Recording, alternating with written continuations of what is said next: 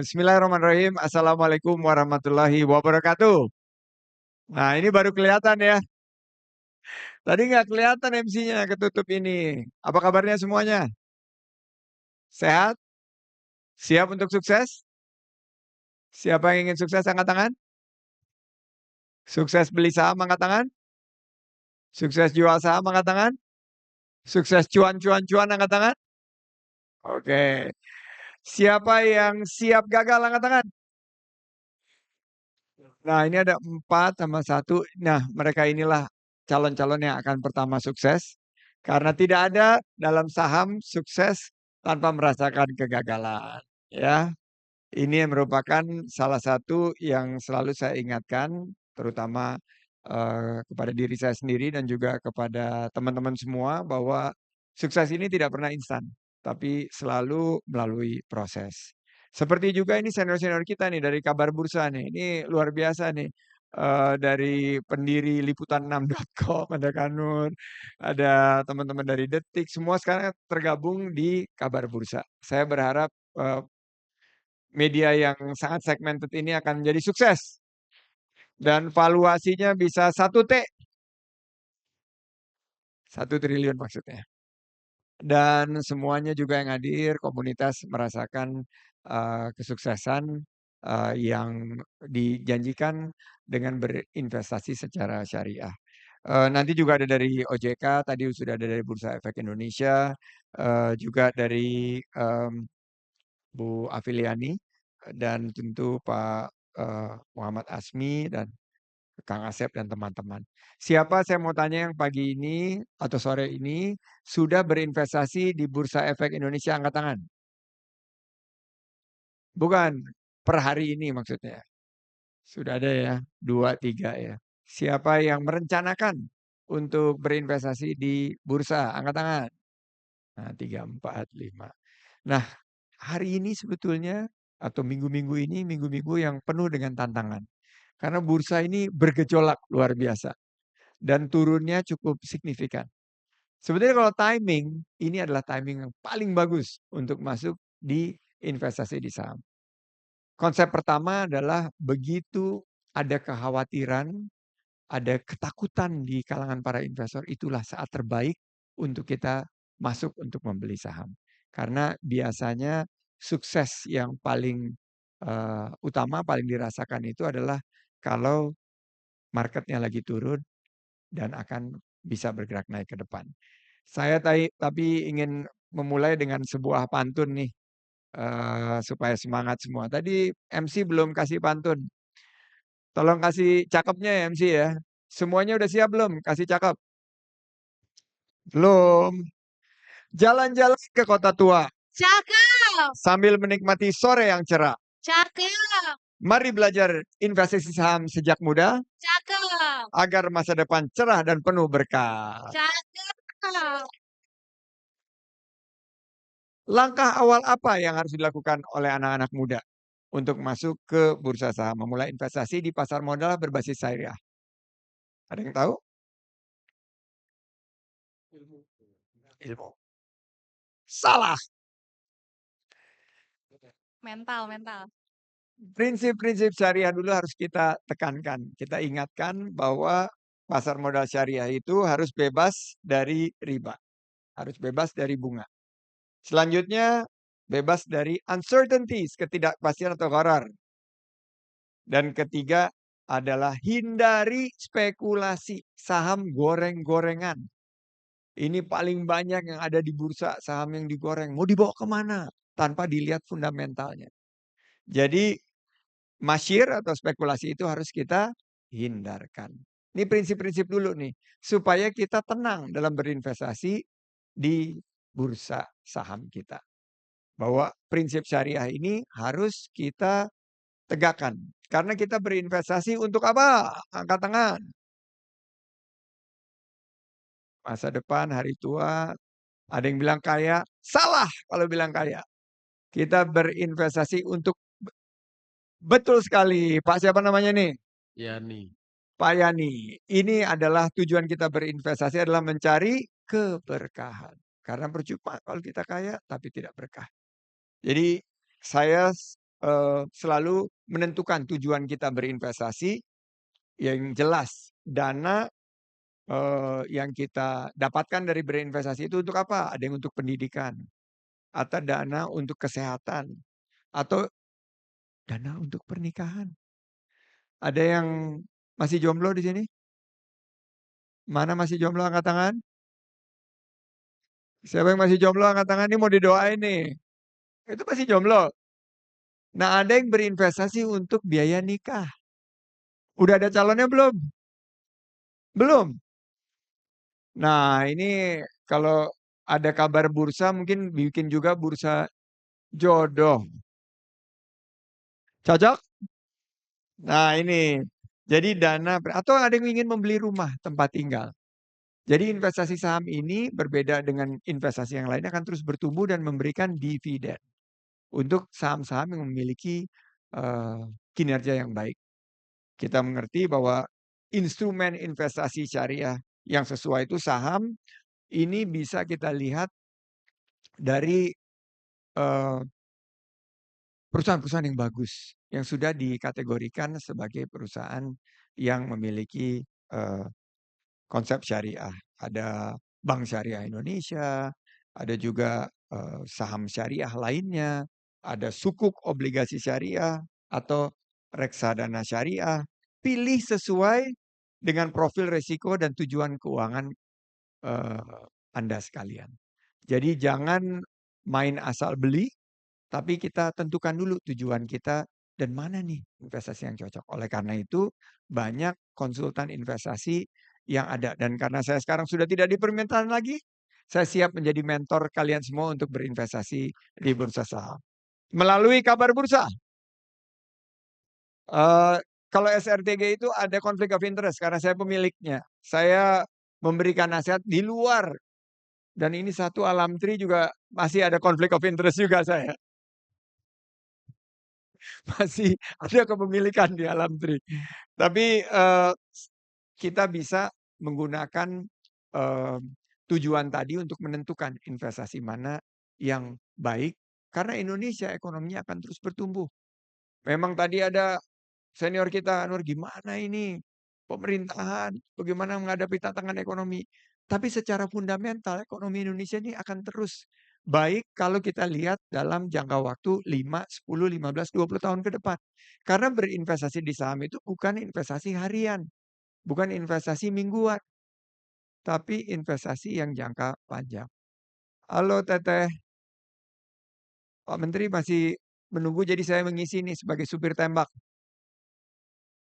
Jadi Mbak Neng ini dulu eh, teman saya dari Direktorat Jenderal Pajak dan Mbak Neng sekarang membantu imam besar. Nah, tepuk tangan untuk Mbak Neng. Turun teh, mangga, mangga tuh. Enggak di depan dong, di depan. Jadi, oh, sekarang ada juga artificial intelligence, teknologi dalam pemilihan saham, gunakan itu dan komunitas. Jadi ada Mang Asep nih, Mang Asep ini adalah pendiri komunitas, ini yang sangat berperan dalam kemajuan dan pengetahuan kita tentang saham. Jadi komunitas dan gunakan artificial intelligence. Tadi juga kita ngobrol dengan kabar bursa bahwa artificial intelligence ini sangat membantu dalam mendiseminasi informasi. Yang kedua, bagaimana cara membangun mindset dan disiplin investasi agar kita tidak naik baru naik 5-10%, kita langsung jual. Besoknya buntung. Bagaimana kita bisa lebih sabar dalam berinvestasi? Nah, kuncinya adalah tingkatkan literasi keuangan dan literasi permodalan kita. Buat rencana keuangan kita yang disebut sebagai personal finance. Bahwa kita ini kalau perusahaan punya buku atau punya laporan keuangan, kita sebagai pribadi juga harus punya laporan keuangan. Apa yang menjadi kewajiban kita, apa yang menjadi pengeluaran kita, apa yang akan kita dapatkan secara revenue, dicari berapa jumlah yang bisa kita sebut sebagai investable asset atau jumlah aset yang bisa kita investasikan. Dan dari 100 itu jangan semuanya di saham.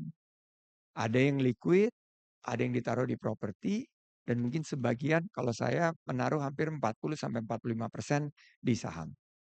Karena 45% ini yang saya simpan untuk masa depan.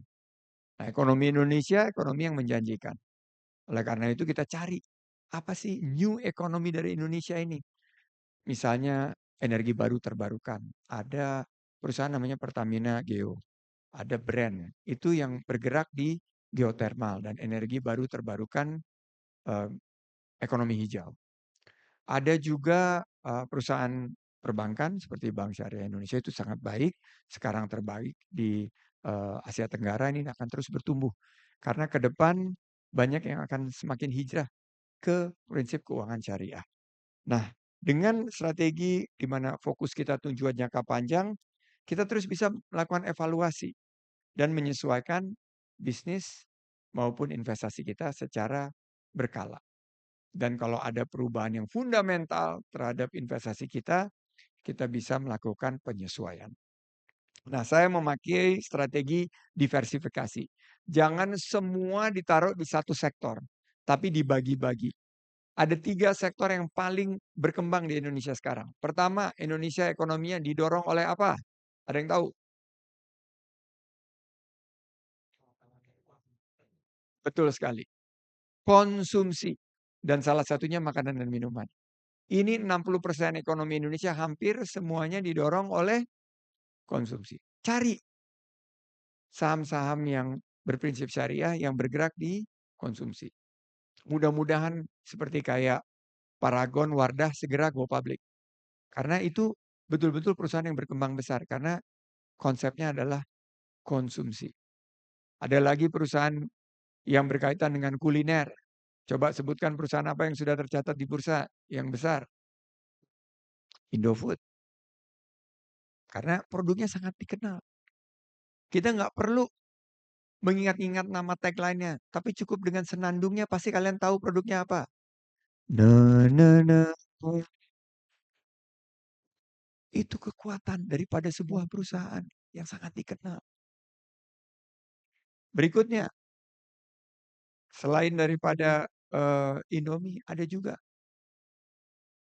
orang pintar minum tolak angin. Itu sudah go public juga, Sido, itu konsumsi juga. Tikernya Sido, Sido muncul.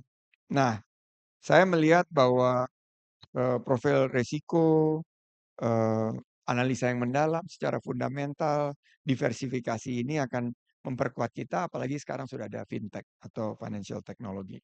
Eee, saya melihat kalian semua di sini jangan hanya berinvestasi di saham tapi berpikir entrepreneurship, wirausaha. Karena 60% lebih dari ekonomi kita digerakkan oleh usaha besar atau usaha kecil. Jadi kalian beli saham ini sekalian belajar untuk mendirikan usaha sendiri.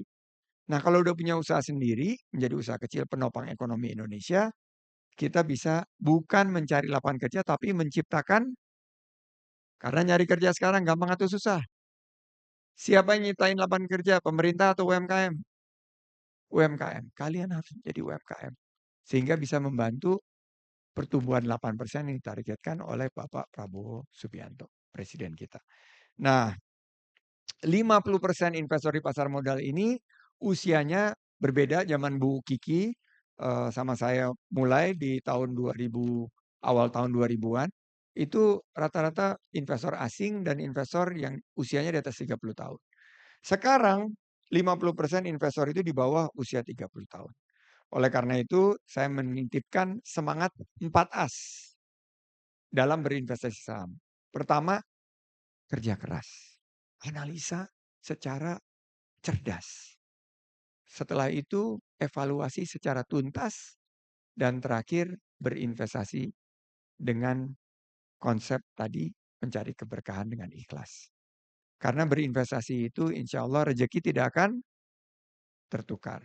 Kalau kita mengedepankan kerja keras dalam menganalisa dan menganalisa secara cerdas, kita tentukan saham dan evaluasi secara tuntas, maka keikhlasan kita akan membawa keberkahan dalam kita berinvestasi.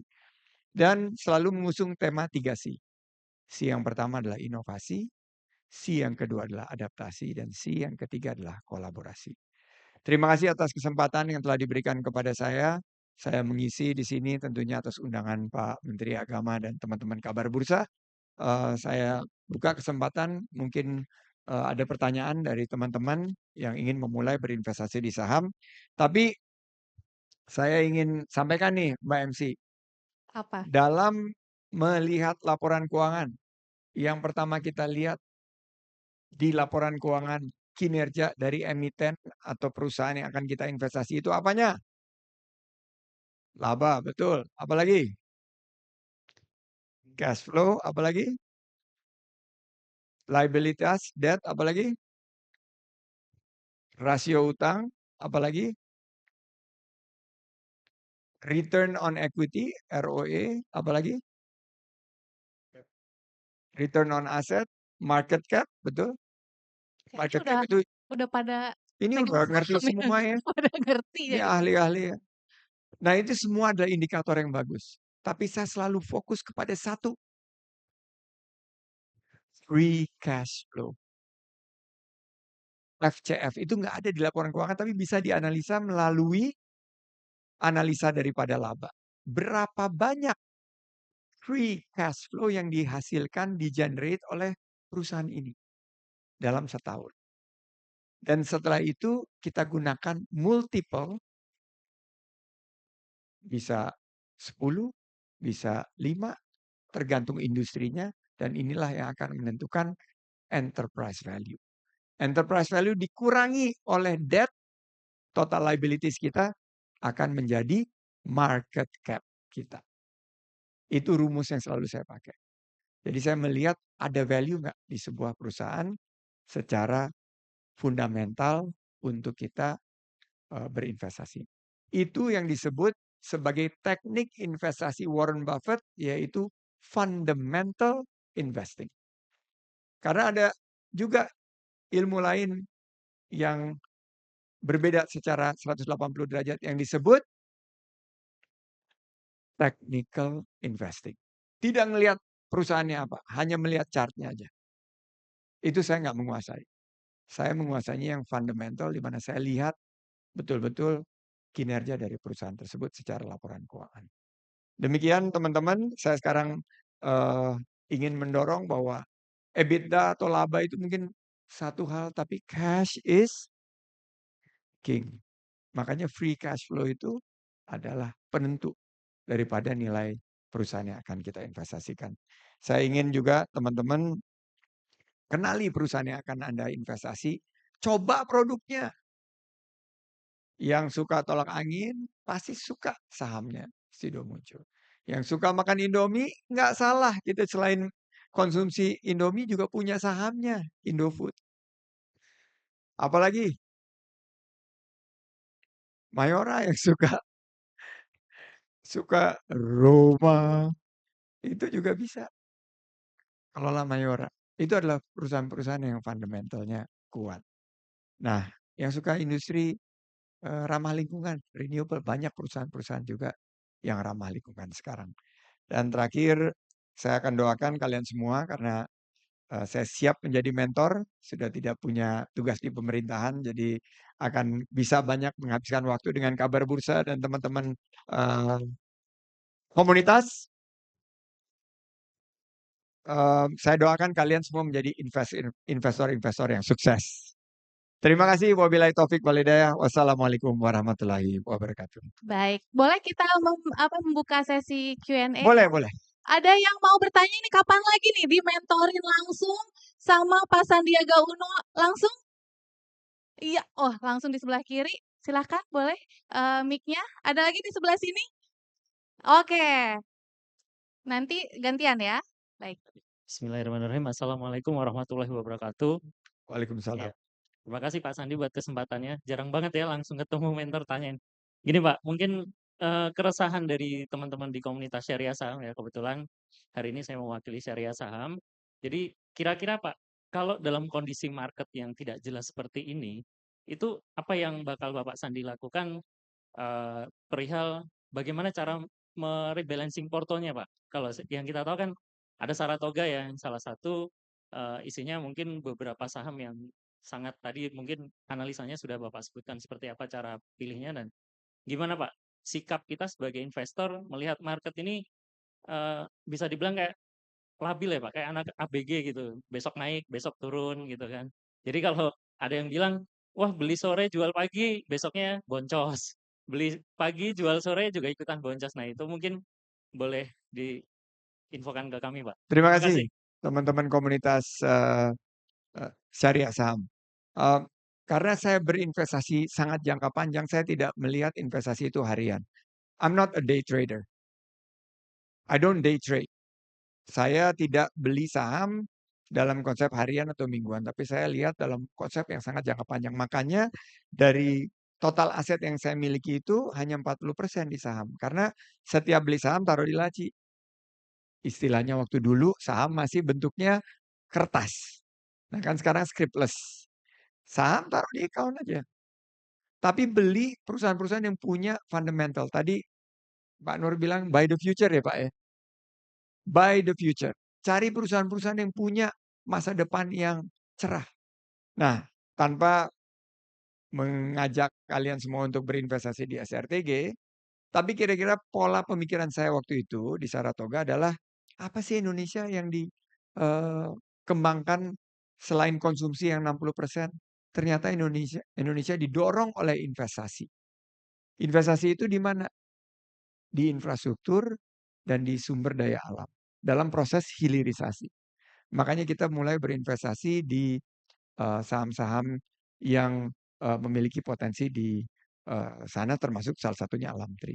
Ada juga perusahaan-perusahaan konsumsi dan jasa yang kita investasi yang juga memiliki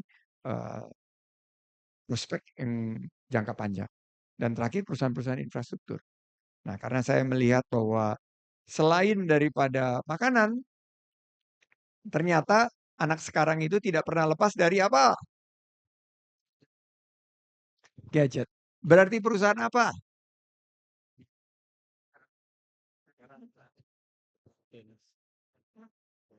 Telkom. Apalagi? Isat. Excel. Baru merger nih atau baru dalam proses merger. Ini akan punya prospek bagus ke depan. Tentunya dengan valuasi yang baik. Jadi galau ini merupakan kegalauan pasar modal ini adalah bentuk daripada penyesuaian. Karena saya kalau melihat dari pasar modal kita sekarang, efeknya itu dari eksternalnya terlalu besar sekarang, terutama dari perang dagangnya Trump, dari geopolitik ini mungkin 70% kontribusinya. Dan ada 30% kontribusi daripada apa yang dikhawatirkan oleh masyarakat berkaitan dengan ekonomi. Dan yang ikut menambah juga mungkin komunikasi publik dari program-program pemerintah yang sangat baik, tapi belum terkomunikasikan dengan jelas kepada bursa dan kepada investor di bursa saham. Jadi saya melihat justru ada yang menyebutkan kan buy on fear. Kalau orang pada takut pada jual kemarin turun hampir 2%, ini saat yang bagus untuk mulai secara pelan-pelan merebalancing portfolio kita. Mana nih? Dulu kita ternyata mau beli udah kemahalan nih. Yang konsumen kita bisa nih beli nih. Ada saham-saham the big seven lah kalau kita ketahui kan dari perusahaan-perusahaan BUMN yang harganya bagus-bagus sekarang kan lagi terkoreksi. Ini bagus untuk kumpul. Bayangin, kalian kalau naruh uang sekarang ditaruh di deposito yang syariah berapa imbal baliknya? Kira-kira berapa persen per tahun? Berapa? 6% ya. 6% per tahun. Ini ada saham, saham bagus banget. Dividen yield-nya itu 8%. Jadi kita bukan hanya naruh uang, dapat potensi kenaikan harga sahamnya, tapi kita dapat dividennya. Ini salah satunya. Ini dia dividen yield-nya sekitar segitu. Karena kemampuan dia untuk free cash flow-nya itu sangat besar. Kalian tahu nggak kenapa Telkom free cash flow-nya sangat kuat? Ada yang mau nebak kenapa free cash flow Telkom sangat kuat? Subscriber besar, saingannya minim, tapi gini, dengan asetnya, dia memastikan orang itu, Anda harus bayar. Kalau nggak bayar, ya diputus servisnya. Makanya dia nggak perlu kekhawatiran untuk orang ngutang, nggak bayar, pembayaran daripada servis dari Telkom yang diberikan. Jadi itu makanya dia kuat. Misalnya ada pelemahan sedikit paling nggak terlalu terasa buat Telkom. Karena orang jarang sekali mengeluarkan, atau mengurangi pengeluarannya di sisi telekomunikasi. Biasa belanja paket data segini ya dia beli paket data seperti itu. Mungkin yang dikurangin itu yang belanja-belanja baju, atau belanja-belanja mobil, itu bisa dikurangin. Tapi kalau belanja data, itu udah menjadi hak asasi digital dari Gen Z dan generasi milenial kita. Oke. Semoga terjawab. Oke, Ibu silakan pertanyaannya, boleh berdiri, perkenalkan dari mana dan pertanyaannya apa nih? Assalamualaikum warahmatullahi wabarakatuh. Waalaikumsalam. Perkenalkan saya Desi, Bapak, Ibu. Eee, mung mungkin bagi yang pertama nih, Pak, trik Bapak kalau dengan kondisi sekarang, kita punya sedikit aset, cara gimana, apakah kita harus membeli saham itu menentukan hanya satu aja atau kita, gambling gitu, yang ini dipasang gitu, atau triknya gimana gitu, Pak? Terus, awal untuk pemula gitu, awalnya berapa, eee, berapa apa ya, berapa sasaran tembak pertama untuk pemula gitu? Untuk menembaknya harus tembak sekian nih buat ini, atau langsung dibidik satu aja gitu, triknya seperti apa? Mungkin Oke, Pak Dovli, terima kasih. mudah sekali. Ini dan kelihatannya agak boring, tapi memang ini yang selalu saya berikan, eee, nasihat untuk para pemula. Kita beli menggunakan analisa yang sudah dibuat oleh para ahli. Jadi kita menggunakan reksadana paling mudah. Dan kalau kita saham ya tentunya reksadana saham yang syariah. Karena sudah ada yang menghitung, sudah ada yang menganalisa. Berapa memulainya? Saya memulai dengan 100.000. 100.000 rupiah. Cukup 100.000 rupiah, tapi jangan langsung dijual begitu untung. Tanam terus, tanam terus, tanam terus. Sehingga dalam jangka waktu 10 bulan udah 1 juta rupiah. Jadi begitu caranya menabung saham. Jadi gunakan ahlinya, ahlinya sudah ada, yaitu reksadana, terutama reksadana yang sudah memiliki kinerja yang baik, track record yang baik. Siapa aja reksadana yang terkenal di sini? Siapa? Ada yang tahu? Schroder, Michael Choudhary, siapa lagi? Saya nanti bilang Mike. Saya besok ketemu Mike, saya bilang tanya pertama orang ngomong Schroder. Ada lagi yang punya kita masa? Punya bangsa kita. BNP itu namanya Banque Nationale de Paris. Itu punya Prancis. Apa yang punya Indonesia? Dana Reksa. Dan ada beberapa lagi yang lokal yang bagus-bagus. Saya pernah kenal juga sama perusahaan investasi Samuel misalnya, perusahaan investasi Sukor dan lain sebagainya itu juga dia mengeluarkan reksadana. Tapi cari yang memiliki track record yang baik. Terima kasih. Baik, semoga terjawab. Ada 10 pertanyaan lagi loh ini Bang Sandi. 10 pertanyaan tapi saya harus ke Bekasi, Oh, jadi saya mohon diri. Tapi kalau ada pertanyaan silakan diberikan kepada kabar bursa. mhm. Oh, satu terakhir. Wah, Satu senior nih. terakhir. Wah, Senior, senior, oh senior. ini baik. Senior, senior. Pertanyaan titipan ini. Oke, silakan. Silakan. Bang Sandi ini sudah ada mic-nya. Mas Andi kan jangka investasinya kan selalu jangka panjang. Nah, selama investasi pengalaman selama ini lebih banyak dapat dividen atau jual sebelum dividen.